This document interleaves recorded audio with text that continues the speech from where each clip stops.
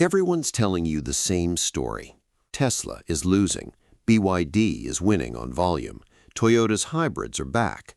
That story is wrong because nobody's asking why EVs actually stalled in the first place. It wasn't demand, it was physics. Charging that throttles at 70%, range that drops a third in freezing weather, a battery so expensive to build that a cheap, long-range EV was never possible. Tesla just spent years quietly demolishing that wall, not with a miracle chemistry, but by rebuilding how the cell itself gets made. It breaks BYD's pricing moat and turns Toyota's solid-state promises into a decade-late apology. And every price cut you've called desperation, it's a company starving rivals' margins while finishing tooling nobody else has. The number that decides this war isn't sticker price, it's cost per kilowatt hour at millions of units. And there's one factory floor detail in that number that neither BYD nor Toyota has an answer for yet. Here's what's actually happening on the factory floor. The battery wall. Every EV owner already knows the pain points. You pull up to a fast charger, and the moment your pack crosses roughly 70%, the charging speed collapses. In freezing weather, your range can drop by a third or more. And underneath all of it sits the real reason EVs never got truly cheap: the battery itself. Start with the cell.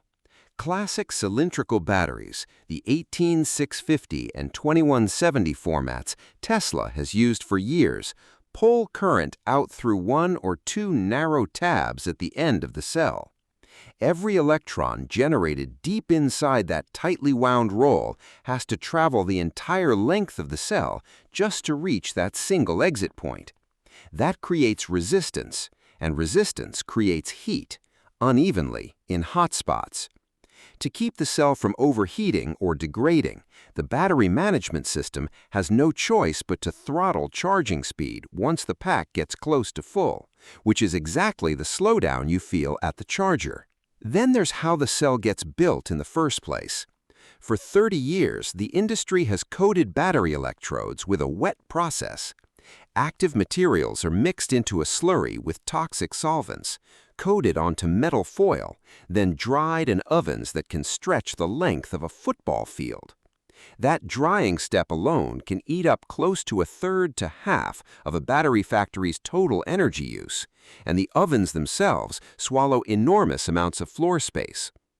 On top of that, someone has to capture and safely dispose of the solvent vapor coming off those lines, which means even more equipment, more capital, and more square footage before a single usable cell rolls off the line. That's a huge, hidden reason high-performance nickel-based batteries have stayed so expensive. You're not just paying for the chemistry, you're paying for acres of industrial ovens and the infrastructure built around them. Put those two problems together, a cell architecture that traps heat and a manufacturing process that's fundamentally expensive by design, and you get the EV industry as it's existed for the last decade. Batteries that are either cheap and limited or powerful and pricey, with almost nothing in between. Every automaker has been forced to pick a side of that trade-off, and every EV buyer has felt the consequences of that choice at the dealership, at the charger, and every winter morning the range estimate quietly lies to them. Tesla's secret weapon. Tesla's answer to the heat problem starts with the 4680 cell itself. At 46 millimeters wide and 80 millimeters tall, it holds roughly 5 times the volume of the older 2170 cell, which immediately means fewer individual cells, fewer welds, and a simpler pack. But the real engineering leap is the tabless design. Instead of current funneling out through one narrow tab, the entire edge of the electrode foil is laser cut and folded into a continuous contact surface that runs the full height of the cell. That shortens the distance electrons have to travel to reach an exit point, cutting internal resistance dramatically and spreading heat evenly across the whole can, instead of concentrating it in one spot. The practical result is a cell that can sustain fast charging current for longer without the aggressive throttling older cells need. Then there's the manufacturing side, which is arguably the bigger deal. Tesla has now confirmed it's producing both the anode and cathode for the 4680 using a fully dry electrode process. No slurry, no toxic solvent, no drying ovens. Active battery powder is blended directly with a binder and compressed onto the current collector foil under high pressure, closer to a printing process than a chemical bake. Reported figures on this vary by source, but the pattern is consistent. Energy use down somewhere in the ballpark of 40 to 50%, and factory floor space cut by as much as half, sometimes more, once the process is fully scaled. Strip out the ovens and the solvent recovery systems, and you strip out one of the biggest hidden costs in premium battery production. Layer on top of that Tesla's structural pack design, where these cells are bonded directly into the floor of the car instead of being packaged into separate modules first. Fewer parts, less dead weight, and more of the vehicle's volume actually spent storing energy instead of housing brackets and wiring. The floor of the car essentially becomes the battery, and the battery becomes part of the car's structural skeleton, which is a very different design philosophy from bolting a battery module underneath a conventional chassis. None of this is a single silver bullet either. It's three separate engineering problems: cell geometry, coating chemistry, and pack integration, all being solved together on the same production line at the same time. That's the part competitors are going to find hardest to copy, because you can't just license one piece of it. You have to rebuild the whole factory around it, retrain the workforce running it, and re-qualify every downstream vehicle system that touches the pack. That's years of institutional knowledge, not a spec sheet you can buy your way into. BYD's cost advantage is under attack. BYD built its dominance on the Blade battery, a lithium iron phosphate pack that skips expensive nickel and cobalt entirely, which is exactly why BYD can undercut nearly everyone on price while still passing nail penetration safety tests. It's a genuinely smart, vertically integrated strategy. But LFP has a physical ceiling. It's heavier per kilowatt hour than nickel-based chemistry, and it's noticeably worse in cold weather, where lithium-ion movement slows down and voltage sags. Anyone who's owned an LFP-based EV through a real winter already knows this trade-off intimately. That's the opening Tesla is going after.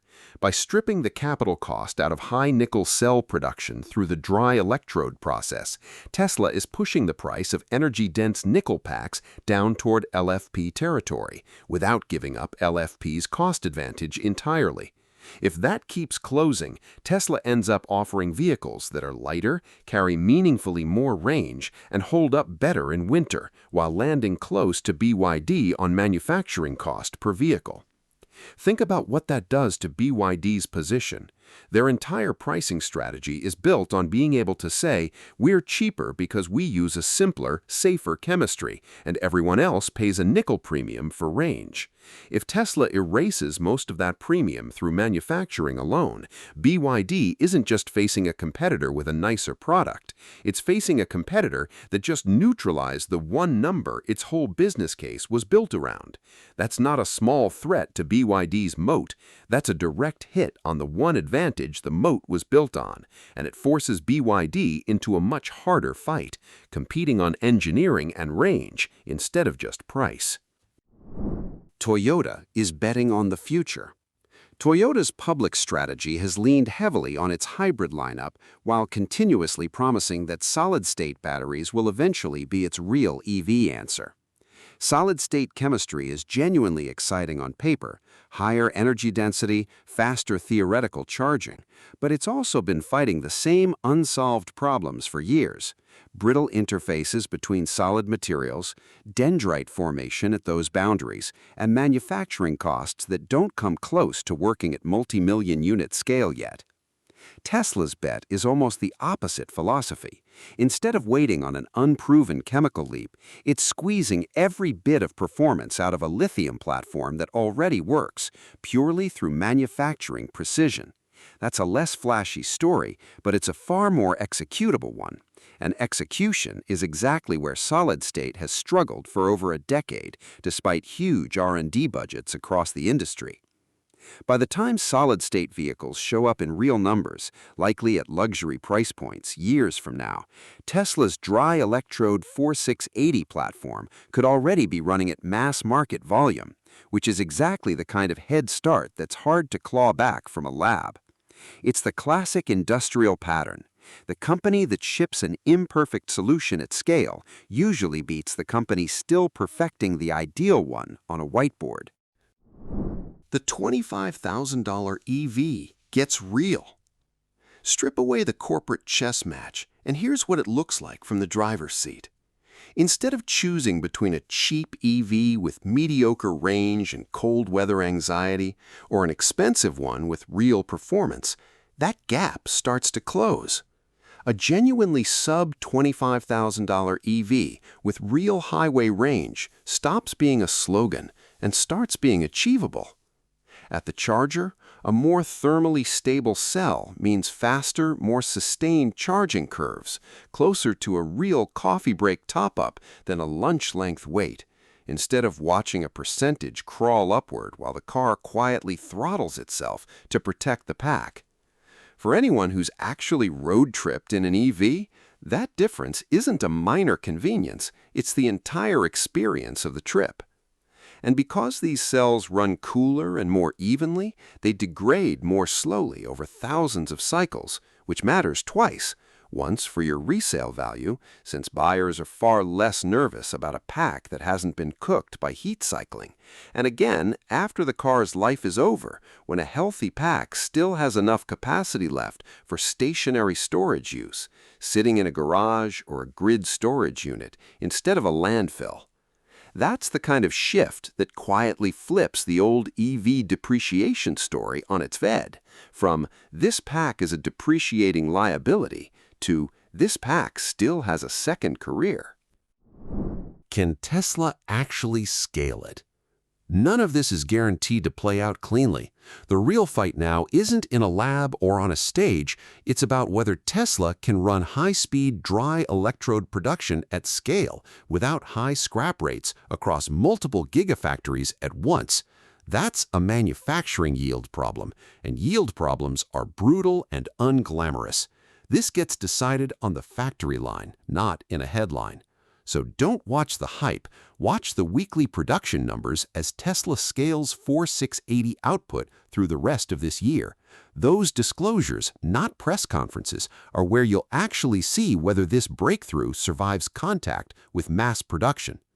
If you want to keep tracking this fight as it plays out, hit subscribe. This channel breaks down the industrial side of the EV war every week, and this story is nowhere near over. And here's the real question I want you to sit with. Is this the moment Tesla's manufacturing edge permanently breaks BYD's cost advantage and makes Toyota's solid-state promises irrelevant? Or do you think the Asian giants already have a countermove nobody's talking about yet? Tell me where you land in the comments, because I'm genuinely split on this one. If you want the next piece of this story, I'm breaking down exactly how BYD is trying to respond and whether their next-generation chemistry can actually close this gap before Tesla scales past them. See you in the next one.